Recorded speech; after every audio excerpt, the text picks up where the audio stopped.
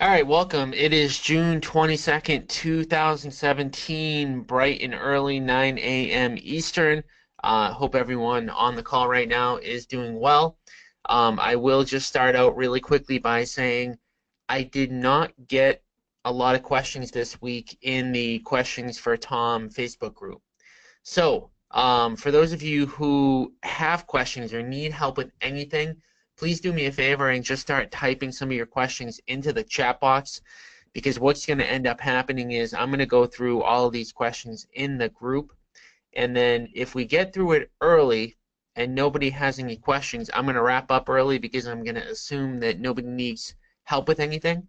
But I don't want to end the webinar prematurely if people do need help. So if you can, and if you do have questions right out of the gate, just type them right into the chat box, and I will get to them as we go along. Of course, as we're going through this, also if you have questions, type them in. But if you have anything, right off the gate, just type it right into the chat box, and we can go from there. The first really quick announcement that I think a lot of you already know about is that every day now at 4 p.m. Eastern, I'm going to be going live, Facebook Live, in the Questions for Tom group.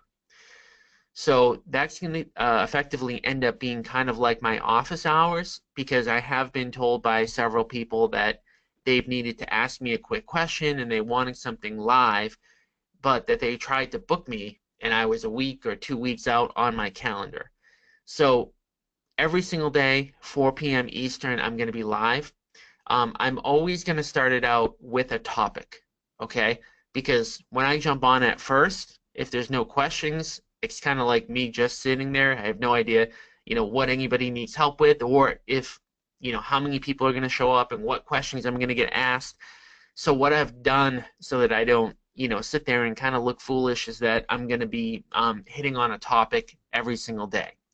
But I do want to let you know that the purpose of the going live every day at 4 p.m. is actually not to hit on a topic. It's actually just to have office hours, open office hours that anybody can use to have a discussion with me. And it is live, it's interactive, just like this GoToWebinar right here. So all that you need to do, if you do need questions on any particular day and you need live answers quickly, is at 4 p.m. Eastern, just go right to this page, just type questions for Tom into the chat box, and then if you scroll down, what you're going to see is me right here. This is me going live, and yesterday I was talking about how to raise capital to fund your deals, and I ended up staying on there for a half an hour. But there is going to be no set time, so if people need me for an hour, I'll be on for an hour. If I have a topic and people don't ask questions or people don't jump on for whatever reason, it's possible I may only be on for 15 or 20 minutes. So I've blocked out 4 to 5 p.m. for myself. But again, if I'm sitting there and I'm not getting engagement and it doesn't look like anybody needs my help, I'm going to sign off. So just be aware, every day live. If you need me, let me know. So I'm going to go through the questions as they came in. So this question here, can you find 100% hard money in Orlando? And it's funny because we had a little bit of interaction, and I talked with IHAB a little bit offline, and what he mentioned was that there is no 100% hard money in Orlando, which there is no such thing as not 100% hard money in any city. And the reason for that is because pretty much most people that raise private capital for your deals are not going to require that you put down payments on your properties. So in terms of hard money lenders, though, it's just a matter of looking. And obviously, most hard money lenders are going to require a down payment. So you're not going to be able to just look at one particular place or make one call. It's going to take some effort. So in the Boston market, there are two hard money lenders that are 100% financing. They do take 50% of the profits, but you do have to look for them. So there may be, I'm just going to throw a ballpark number out there. There may be 100 hard money lenders in Boston, and 2 of them will do no money down. So it's definitely more rare, but they're definitely out there. You just have to really look. And again, it definitely has to be a great deal. So what I mentioned is that you want to look at in a few different places if you're looking for hard money lenders. The first place I would look is Craigslist. So if you go on Craigslist, let me just pull this up so I can show you exactly where to go.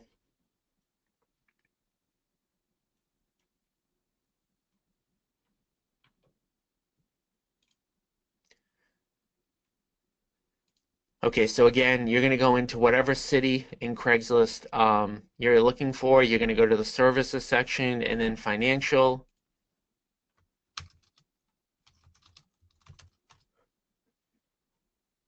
Right, so there's a bunch of different people that come up when you type in hard money.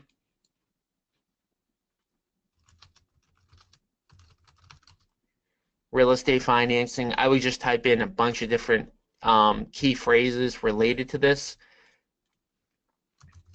If you go into Google and then you put hard money lending,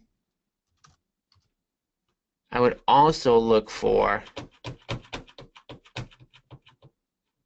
what other people are looking for to use those for search terms. But yeah, so I would start with Craigslist. I would put in real estate financing, hard money loans, loans for real estate, no down, stuff like that. The second place I would go is BiggerPockets. So if you log on to biggerpockets.com, and if you don't have a BiggerPockets membership, that is definitely one of the best free places to go for really, really good content. And so if you go into, let me just see where they have this. I haven't gone into look for, oh, here it is. So if you go into Marketplace and then hard money lenders, you'll see that in maybe about half the states across the U.S., there are hard money lenders that are listed. Okay, so these are all the lenders, theoretically speaking, that you'll be able to find that will lend in the Boston area. And, you know, what is there? I don't know, 30. Wallace Capital, they've lent to me before. Ray Green, they've lent to me before. Who else is here? Yeah, so I mean, this is probably 20% of all of the hard money lenders in Boston. So Craigslist, I would definitely look on BiggerPockets. And then the other thing I would start to do if you are looking for hard money or lending in general is to see who's lending on other projects in your area. So what I would look for if you have MLS access, and for example,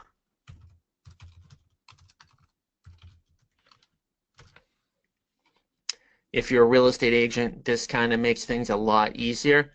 So I would go and I would look in any one particular town, look for flip properties.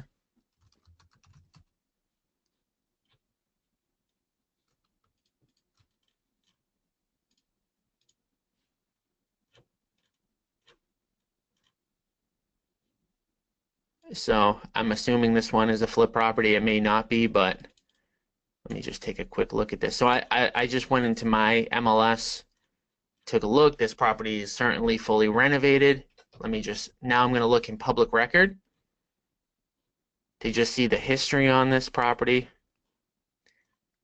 All right, so this property was purchased. This is definitely a flip. They purchased this for $276 in July of 2016. Then they put some money in. They sold it for $530 on 4/4/2017. So what we're looking for here, when this person purchased it, this buyer here, this buyer was the flipper. And what we're looking for is who lent the money to them. And the lender name in this example is actually Riverworks Credit Union, which is not a hard money lender in our area, but they are a local credit union that lends to flippers.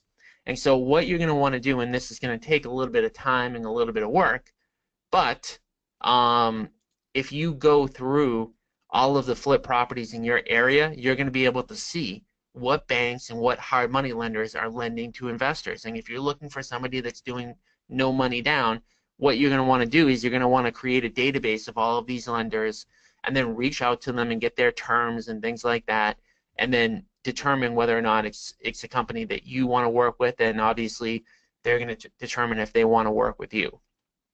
All right, so definitely in terms of finding 100% hard money in any town, you're going to have to put in time, effort, and energy. It's not going to be something that's going to come right off the bat.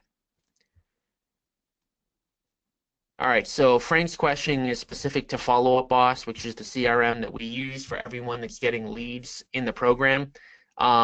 His question is that the API setting, is the API setting in Follow Up Boss unique to himself, or is it generic to the whole enterprise account because he's trying to integrate a dialer? So Follow Up Boss, unfortunately, doesn't have any good dialer integrations. So there are CRMs out there. The best one in terms of a dialer integration is called Commissions Inc. The problem with Commissions Inc. is that the baseline price for Commissions Inc. is $1,500 a month, whereas a Follow Up Boss account for an individual is $79 a month. And so for anyone that is considering using a CRM, I would definitely say that Commissions Inc. is the gold standard. For sure, Follow Up Boss is not far behind, but there's not dialer integration as of today, although they are telling me that is something that they're going to be working on for sure. Another question from Frank regarding when you create an appointment within Follow Up Boss. It shows the owner, the seller as an invitee. He's asking whether or not Follow Up Boss will email the owner, the seller, the appointment info. So it does not. So when you go into Follow Up Boss,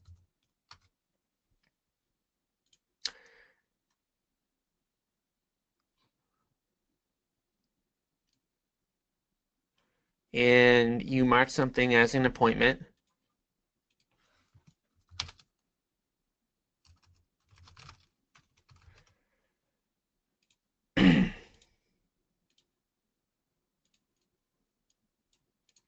he's asking whether or not doing this here will then send an email off to the client, who in this case is Frank Hennessy, and the answer is no. So there is no connection between Follow Up Boss and the seller outside of the send email function. So if you go into the send email function and you put in their email address in the subject line and actually send them an email, it will directly integrate and it will directly send them an email, but nothing on the appointment will send them any sort of appointment confirmation. All right, another one from Frank. This is a question that I did not have the answer to. He's asking in California whether people are using the CAR contracts or the FirstTuesday contracts, which is a California specific contract question, which I am not able to answer.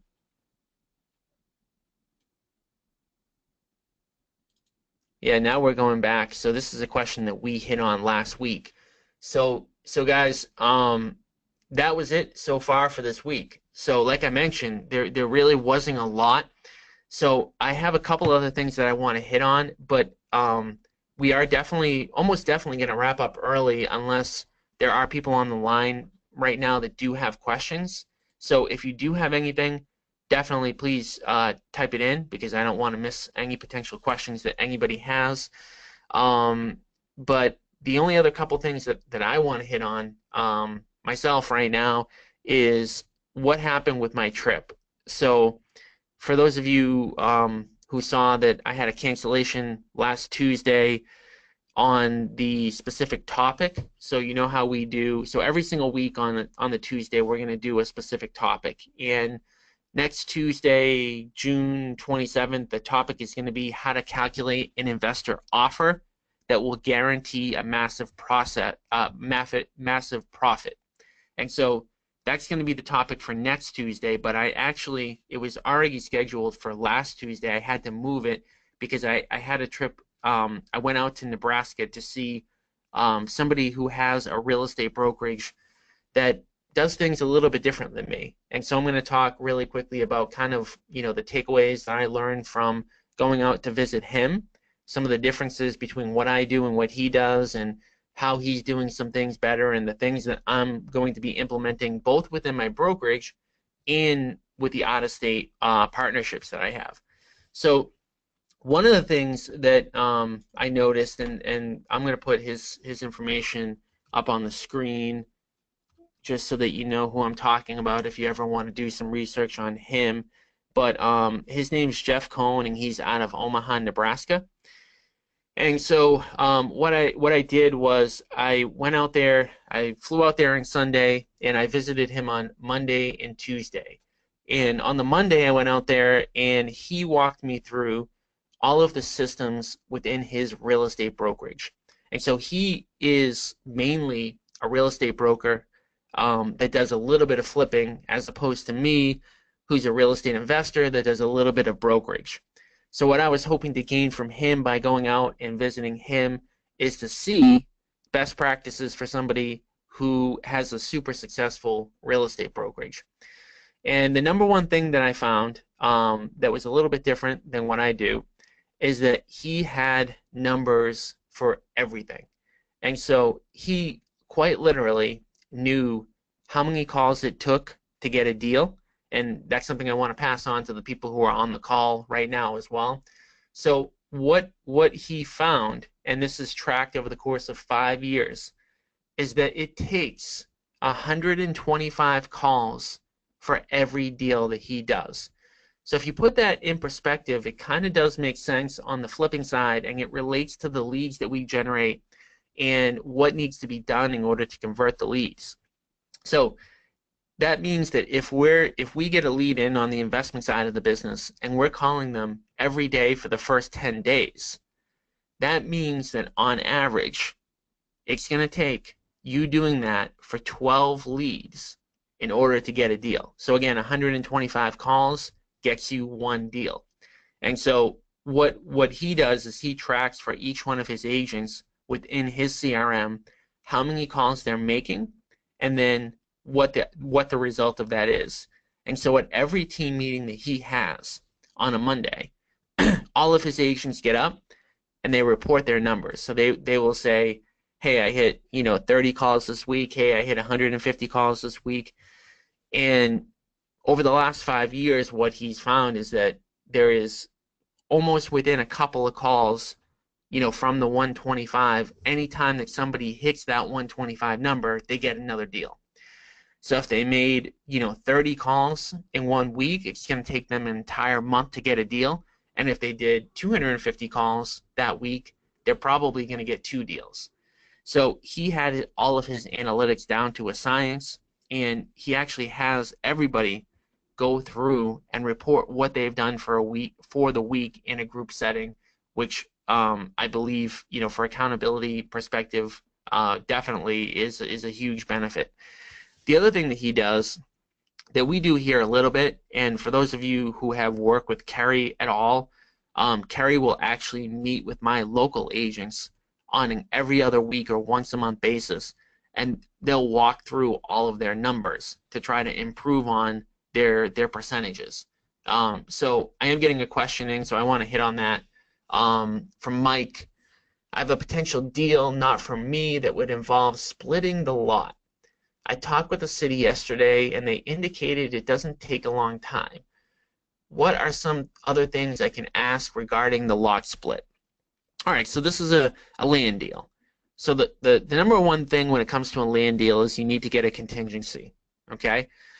So you want to make an offer, but it's contingent upon you being able to split the lot, because if you're not able to split the lot, that deal probably isn't a deal. So what you're going to want to do is you're going to want to make that offer contingent upon you being able to split the lot. If they're not willing to give you that contingency, I probably would not even pursue that deal at all. If they are willing to do that contingency, then the next step is to run it by a zoning attorney. So every single city has 1 or 2 or 3 really good zoning attorneys that know that particular city. So zoning and development and things like that are done at a really, really micro local level. And so what can get done from one city to another differs. And even within a particular city, each area has different zoning. So, for example, the city that I live in, there's 4 or 5 different zoning areas where in some of the areas, multifamily properties are not even allowed. It's only single-family properties. And then in other sections, multifamilies are allowed, but you need 10,000 square feet. And then a block, in the other area, 2 families might be allowed, but you might need 20,000 square feet. And then there's something called getting a variance to build. So anytime that you're doing any sort of land deal, there are things that you can do by right. So if it fits within the zoning regulations, let's say, for example, in that section of town, you can build a 2-family, but you need a 20,000 square foot lot. Well, if you have a 21,000 square foot lot, you can do that by right. You're going to get permission to do that. But let's say that you have 19,000 square feet, you're going to have to go in front of a local board and ask for a variance, ask for permission for an exception. And so the first thing I would do on that potential deal is I would make sure that you have a contingency on there to build. The second thing I would do is I would find that local zoning person who does all the zoning attorney that does all of the cases in that particular town. After you have the deal locked up, and I would go to them and say, look, what are the odds that I can split the lot here? And that person, because of their experience within that town, is probably going to be able to tell you within 50 or 60 or 70% certainty whether or not that can be done. Now, if they don't believe that can be done, or they tell you that that can't be done, then I would go back and I would back out of the contract. If they believe it can be done, then I would move forward with the zoning process. So this is all assuming, by the way, that there is enough profit in there after you split the lot to make the deal worth it. So obviously you have to run those numbers. You have to figure out what a lot is worth in that town and make sure that that deal is worth it before you put in this effort, because this type of deal for sure will take a lot more time, effort, and energy than the simple cookie cutter existing single family that needs a small paint and carpet job renovation. So I would make sure that it's profitable first. If it is, then I would get that property under contract with a contingency that you have to split the lot. Then I would go to a zoning attorney and see what their opinion is. And then if their opinion is that you can get the lot split, then I would look into actually doing that. And so typically splitting the lot is literally just a legal thing. And so that same zoning attorney that you go to for their opinion would also be able to tell you the steps necessary in order to split the lot. So if you have any follow-up questions on that, just let me know. But yeah, back to the workshop. So he had a ton of best practices, and he actually built. The other thing that was really cool that we don't have within my own brokerage is he has a bunch of team leaders within the company that kind of help manage the newer people. So he has a team of 30 agents, and there are 5 or 6 agents that kind of manage, that take the lead for the other remaining agents. So out of the 30 agents, there's 5 or 6 that are kind of helping to manage the other 20 to 25. So that was also pretty cool. But yeah, there was a ton else that I learned, and it was definitely a great trip out there. I try to do at least 1 or 2 or 3 of these a year, and I always come back a lot better than I went. So for those of you who are still kind of on the fence about coming to Boston on July 19th or 20th, I would definitely highly recommend that you do so. You'll definitely get a lot of value by coming out. So again, I'm going to stay on the line for another couple minutes. If there's no other questions, I'm going to sign off because I don't really have anything prepared. This is just an open Q&A session. So whatever else you guys have, If not, I'm going to be, if for whatever reason, if we get off this call and you have more questions, I'm going to be live again today at 4 p.m. with whatever anybody needs my help with. And again, I'm just going to leave it open for another minute just to make sure that I answer any questions that anybody else has. If I don't get anything, I will sign off. So if you have anything, just type it right into the chat box.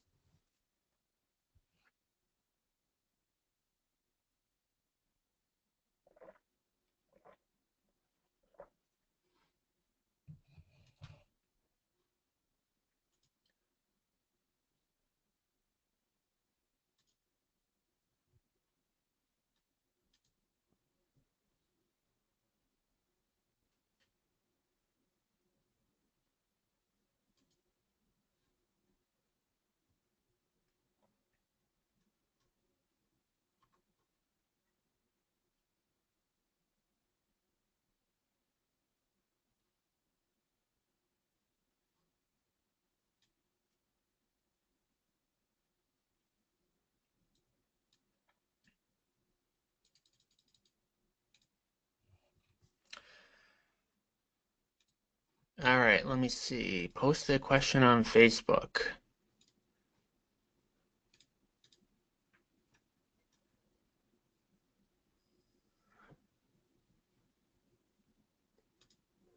All right, guys, sorry about this. I didn't realize that you were posting questions in the group as we were talking.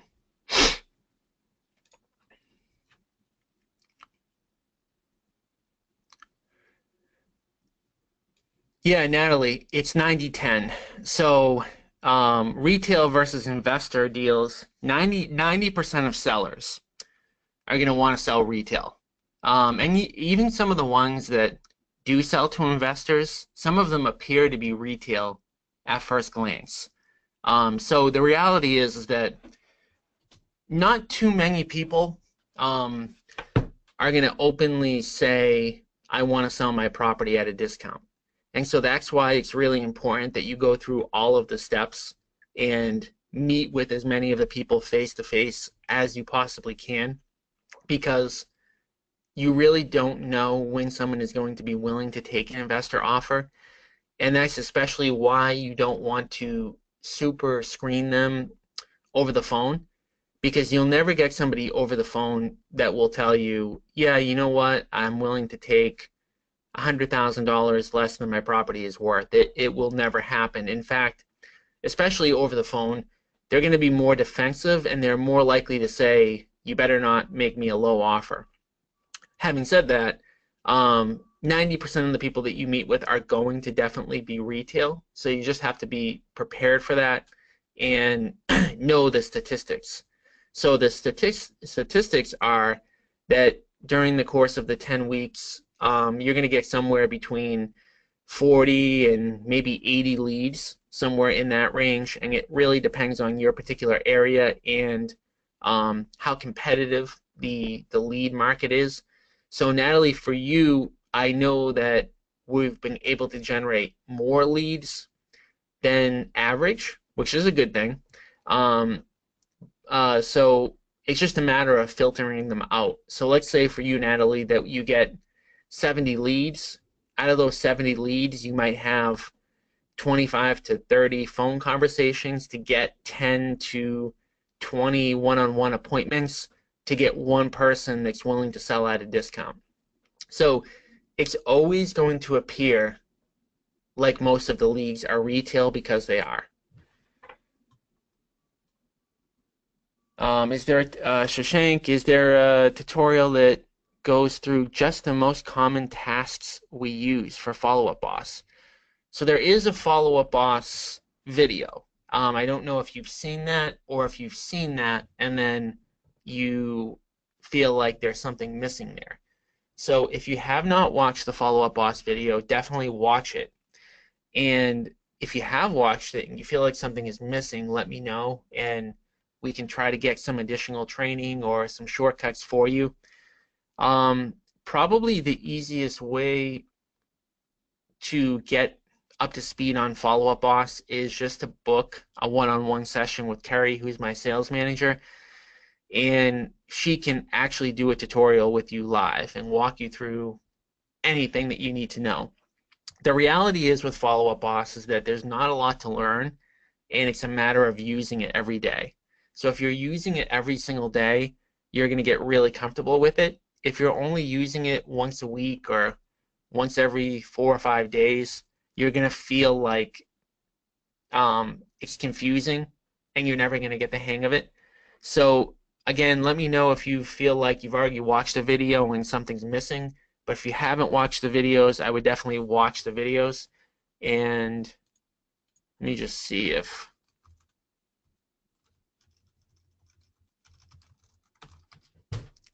I'm just going to open this up just so I can show you where those videos are in case you don't know.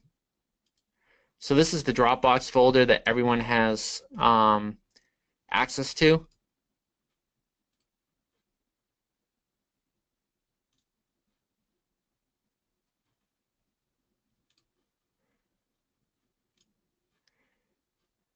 All right, so if you go,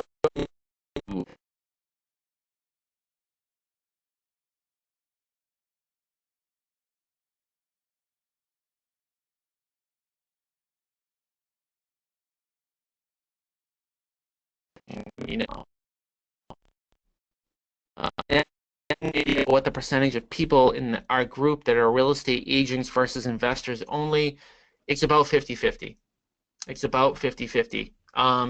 The difference is that when you get your license, those retail leads are less of a waste of time. And that's really why I push everyone, if possible, to get your real estate license, because the problem with not having your license is that you're going to go out and meet with a bunch of the retail people. You're going to build rapport with them. They're going to like you. You're going to like them. And if they're not willing to take your offer, that's kind of like a dead lead for you, and there's no way for you to monetize or capitalize on that lead financially. But when you do have your license, then the retail leads are less kind of they're less of a negative. So you can make money either way. You can make money on the retail side or you can make money on the investor side. And so until you have your license, if you don't have your license, I know you don't, I think you were looking into getting it. Until you do that, you just want to, become best friends with a particular real estate agent that you can refer all of this business to.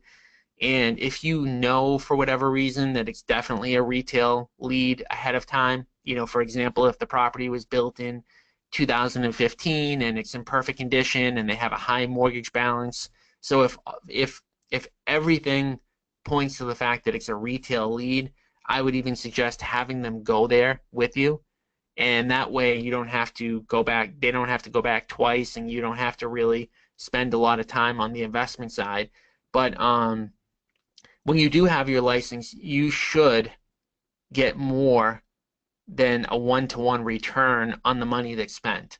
So for every marketing dollar that you spend, just by having your real estate license, you should get a multiple of that. So for every $1,000 that you spend, you might make $1,500 or $2,000 just on the real estate agency side. And what that allows you to do, the big key there, is that it allows you to have an unlimited marketing budget. Because whatever you're spending, you're making back in real estate commissions, and then you're getting investment deals from it as well. So it kind of just throws fuel on the fire if you have your agency, if you have your real estate license. So what else does everybody have? Anything else? I'm just going to check here. Another one.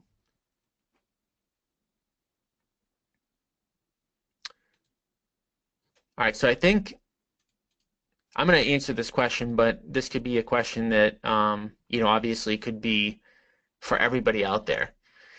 So it's becoming, it's a very competitive market, and the 70% is not easy to get, which is exactly why we need to go off market. We have to 100% be off market in order to get deals. So I think your question is more like, if you see 75 or 80, can you make money there? And the answer is you have to really be careful with that. If you're going to wholesale a property, well, there's not really a lot of risk. So let's say that you get a deal that's 75% ARV. There's no risk for you if you try to wholesale it. Um, if you can't find someone to buy it, say at 76 or 77%, then there's no loss to you. But where there's a loss and where I would really hesitate on this is if you're buying them and you're closing on them yourself and you're going up to 80%. Because if you do that, now you're really taking on a little bit too much risk. And can you be profitable at a 75 or 80% of ARV? You can. The problem is that if the market even goes down 10%, now you're in the red, now you're negative. So it's definitely more competitive. If you're talking about just wholesaling a deal and you can get something at 75%, and that's the lowest you know you can get it for, it can be worth it to take a flyer and just see if you can wholesale it. And depending upon what market you're in, you're going to get pretty quick feedback to see what other people are paying. Other investors are definitely for sure overpaying right now. So there are cases where you may be able to get a property for 75% of ARV and then sell it to another investor for 80% of ARV, but that's definitely not a guarantee. Whereas, let's say that you got that property for 60% of ARV, I can almost guarantee that you're going to be able to sell it for 70 or even sometimes 75% of ARV. Do we need to associate ourselves with a real estate broker, i.e. RE/MAX or CB Burnett after getting your real estate license, or can you just do the business independently? So anytime that you get your real estate license, you need to associate with a broker. You can't just go right on your own. In every state, there's a little bit different of a time period by when you can go on your own. But especially in the beginning, you would never want to anyways. It would end up being a disaster because there's so much that goes into it, and it would just never be worth it for you. But you can't do it anyways. So in Massachusetts, you need to be under a broker, and you need to be associated with a broker for a 3-year time period. And like I said, in every state, it's a little bit different. So in some states, it can be 2 years or 1 year. But either way, on day one, you need to associate yourself with another brokerage. And so strategically speaking, if you're planning on wholesaling deals, I would go to the biggest brokerage in your area. And the reason why you want to do that is because you want to go to a brokerage where there's going to be the most amount of people. Because let's say that you're at a Keller Williams that has 150 agents and you get this smoking hot wholesale deal. Well, being able to wholesale it should be as easy as doing a group blast to all of the people within your brokerage. Because if you have 100 or 150 people in that brokerage, those 100 or 150 agents, a lot of them are going to have, and they're going to have relationships with other investors, and that'll just make it a lot easier for you. The other thing that it will allow you to do is if you have just a retail deal, let's say that you have a deal that's 90% of ARV. So a 90% of ARV deal is a great, great deal for a retail buyer right now. Most retail buyers are paying 105% of ARV, 110% of ARV. And so if you have a good deal, what you're going to be able to do again is just simply send out an email within your own brokerage and say, hey, I've got this property at 213 Main Street. It's below market value. Does anyone in the brokerage have a buyer who might want it? And so the bigger the brokerage, the easier it's going to be for you to develop contacts and to be able to wholesale and find buyers for your retail deals.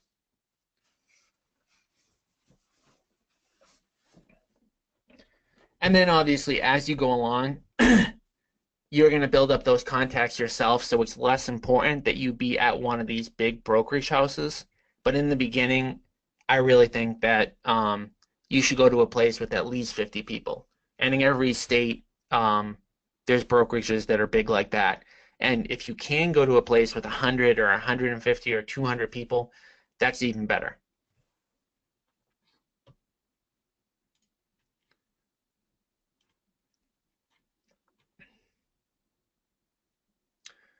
All right, anything else? I'm going to give it another minute, see if anything else pops in. If not, again, I'll be live on Facebook at 4 p.m. for anything that anybody needs.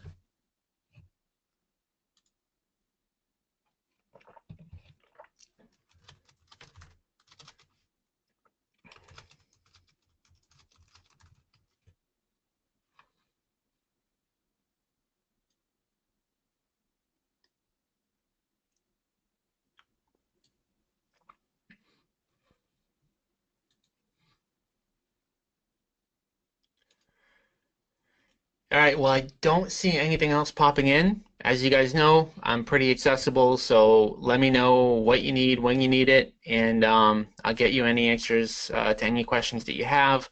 Throughout the week, definitely go through this questions for Tom and post any particular questions that you have on a week-to-week basis, and I usually will get you the answer the same day. As soon as I see the question, I just, usually just type a response really quickly.